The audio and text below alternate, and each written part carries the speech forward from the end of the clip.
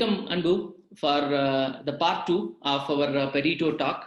I think we covered a very good points for helping the engineering aspirants to select the right college. We will also try to answer a few more questions so that we are just not restricting it to a few points. We collect it from a holistic view. Okay. So the one question I had for you is, since faculty play a very, very important role in deciding the future of the engineering aspirant, what kind of research should be done around faculty? Are there any external resources to help them? Okay, it's a very good question because in my article, I think this is one of the main one of the main pointers that the students should look at. Because at the end of the day, when you talk about quality, it decides based on the faculty members in the institution. Because infrastructure, definitely everybody will have. The other aspects everybody will have, but the right faculty, the right quality is always important by a good faculty. So we should remember that. So a student must get an understanding about who is teaching in that college. Who is teaching, right from the principal, the HOD, the professor, each of those subjects of that particular stream. One should get a good understanding. When I say get a good understanding, it will be very difficult for you to walk into a college and find out the quality of the faculty members. So one good way is to just talk to some of the old students. That will get a good input about the faculty members. More than that, a good faculty is defined by certain things. So that those information are available public. For example, we'll have to find whether they are expert in that area. Or do they have doctorate? How many doctorates are there in that particular department? So are they doing any research? Because these faculty members are allowed, or they have projects where they can pick up from a lot of research organizations across the world, and they can do research. The faculty or the group of faculty members who are doing research when they are teaching are expected to be a better, high quality faculty, because they are in line with what is happening in industry. Are they taking up some industrial research? Are they taking some scientific research? Have this institution, or specifically this particular department, or specifically the faculty has been funded for some research from some agencies. So most of this information will be available in the college website, because see, once an institute, a college faculty is being funded for some research, definitely college will make it a point. It is published open. So right from their educational qualifications, their capabilities, and their research areas in which they are working, and what kind of papers that they have published, because publishing of a research paper by a faculty is considered as one of the main, most important element to prove they are keeping pace with the changing industrial needs. So their publication of papers, their publication of books, because a lot of faculties would have written books. So all these parameters now one can easily find out in the public domain. Now you can search in their college websites. So in the college websites now there is a non-disclosure document that most of the colleges would have uploaded as part of AICT or UGC guidelines. So all this information will be definitely available, and every faculty definitely will have a LinkedIn profile, professional profile. No one can go through that and read and look at their social profiles. What the college talks about. Go to the college website to see what kind of inputs, what kind of messages or news that comes around the faculty and their research area. I think one can do such analysis specifically by talking to the passed out students, because that will give you more insights, and doing research online over all these things. I think that will make you to decide how good are the faculty, which is a very important pointer when you choose a college. That's actually brilliant. You told two sources, but I think two sources are very powerful, and everybody should do that before they select a college. Okay, moving on to actually my favorite area around ICT is the industry collaboration, because we all should aim for what we are going to do at the end, correct? So engineering college aspirant, this person is going to select a college, but finally he wants to get a job and do something there. Okay, so when a person is selecting an engineering college, how much of industry collaboration is required at that point of time, because they may not even know that industry is collaborating with the college. So what is that? See, again, as I answered in the last question, earlier days many things will be hidden, but nowadays if there is any collaboration, they would have definitely published in the website. So why I am making this industrial collaboration as one of the most important point is very simple. You look at any Western universities, no, all institutions. Let's take Harvard or Stanford, or you take all leading universities in US. Most of the tech companies, or most of the today's large companies, have been products of those particular engineering colleges. So you take your Google, or you take your Amazon, or you take Microsoft. So many of those companies would have got their research centers in those big institutions. So a institution which has got closer collaboration with industry is expected to definitely do a better work. So that is the secret sauce, no specific to universities in the Western nations. They work closely with industry, and in fact, many industries research center will be within an institute. But in our case, it is not there. No, industry is always industry and academia are always kept separately. But there is a possibility they can work together. Every single industry, whether it be industry bodies, whether it be professional bodies or individual company as such, no, they will collaborate with institutions on various aspects. No, right from training the faculty members, doing some joint research, doing some industrial engagements, and some in industry give their problems to these colleges to solve. So all this will make sure the college is very dynamic. They keep pace with what industry says. So industrial engagement with the college is very important point of understanding whether this college is keeping pace with the moving trend. That can be again found through their announcements in their websites, and again in the public media of what they are associated with. But not all college will have direct access to all. They wouldn't have directly associated with every industry, but they would have associated through some professional bodies, like for example, say IEEE. There are some industrial bodies, associations or organizations like ICT Academy, where we get all companies to come and partner through ICT Academy to the education institution. So by partnering organizations like ICT Academy, they get the collaboration of top 25 companies across the globe. I think we will have to look at that kind of collaboration, what they have published in their website. I think that will make you get a good understanding whether this institution has mindset towards the industrial collaboration and partnerships. Okay. So in fact, just to share my example, I was part of one speaking assignment in one famous business school. I was surprised to see the kind of exposure these kids were having from the eminent industrial experts. And when they are hearing every 3 months from these people, the mindset of the entire community of students and teachers changes. And normally when you enter the college, you're going to be more job ready, or the attitude and behavior automatically improves. But that's a very, very important point you mentioned. I think industry collaboration, we should look at it and then accordingly select a college. Now, moving on to the next question, Anbu. In 21st century, I think what we study inside the college is part of it. Of course, there is a percentage, but there is huge thing which happens during collaboration, the external learnings that happens. For example, I think I learned from you more than actually reading through a book, correct? So how a person has to consider this element when they are selecting a college? Yeah, you rightly said. The environment of a college is more important, specifically when it comes to an engineer, because engineering is not something you will just learn from books and get some scores and become an engineer. You can still become a graduate, but you may not become an engineer. No, engineering is not just about getting graduation.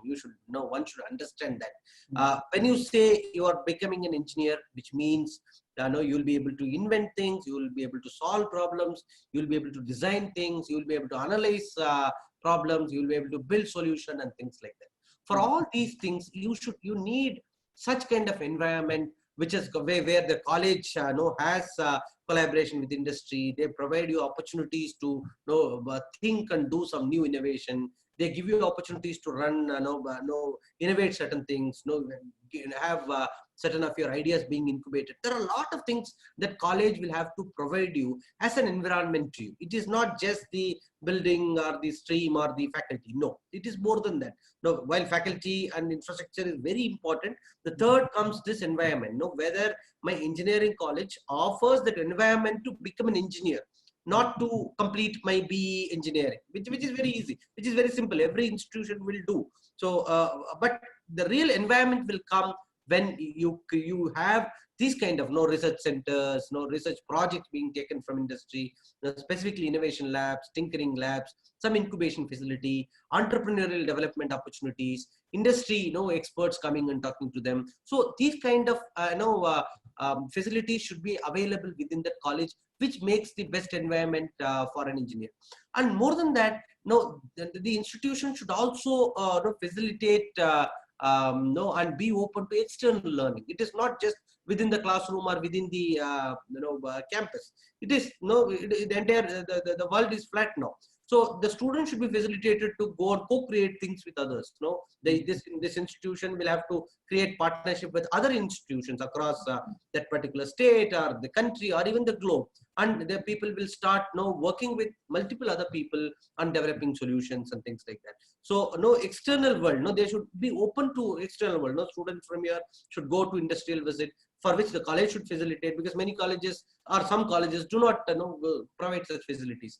And there should be some interchange programs, exchange programs within institution, from industry to institution. There are a lot of things which an engineering institution can innovatively do to create that open learning environment and a real environment on the making of an engineer, not on completing an engineering graduation. Wow. Actually, you told how to become an engineer rather than an engineering graduate, correct? I think it was coming out very clearly. In fact, one of the engineering colleges, they run an entrepreneurship thing wherein they don't have stalls from outside vendors. They give it to their entire students community. The students partner and run a samosa shop, tea shop, all these things. What they learn is they learn the business fundamentals, when they are inside the campus without much risk. I think a great way to innovate might be they will not make lakhs of money, but they are getting what is required when they leave out the. No, you rightly said. See, these may be small things. Now, for example, say some institution will take up this TEDx type of conferences and they will run within institution. They will have a lot of clubs within their institution.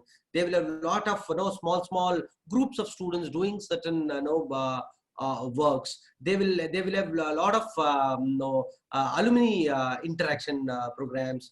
They will run some student summits. They will have specific industry guest lecture on technology every week. It was called as weekly seminar or something like that. So these may look small things, but over a period of 4 years time, when they are getting this kind of exposure, as small tidbits, throughout 4 years, that will really make a big, as you rightly said, just to run a samosa shop, on the face of it, it will look very small activity, but it is not a small activity. They are trying to inculcate the habit of entrepreneurship and get them understanding of basic finance, to a student.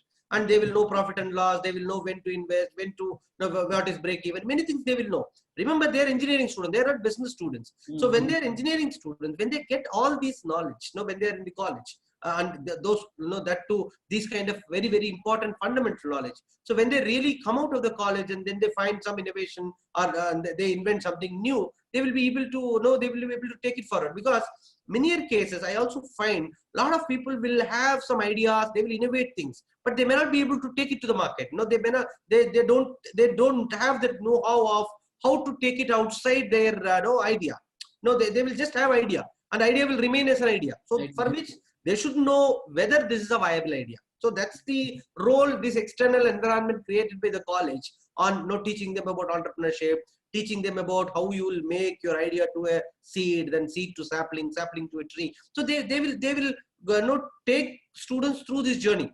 So finally, see, end of the day, what do we want? We don't want to produce only employees, right? We want to produce engineers who will be innovators, who will be change makers, who will be problem solvers, who will bring up new solutions, become entrepreneurs. And India produces people who can build Googles and Microsofts, not just work in software companies and end their life. Absolutely. So for which this environment is important.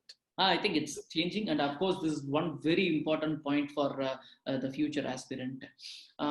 Moving on to the next question: how much a salary play a role at the time of selecting an engineering college? The end salary they may get. No, it's very difficult to predict what salary they will get after engineering, because it all depends. It all depends upon what kind of companies will come for placements, or what kind of jobs will be available at that point in time, because after 4 years I'm going to complete my engineering.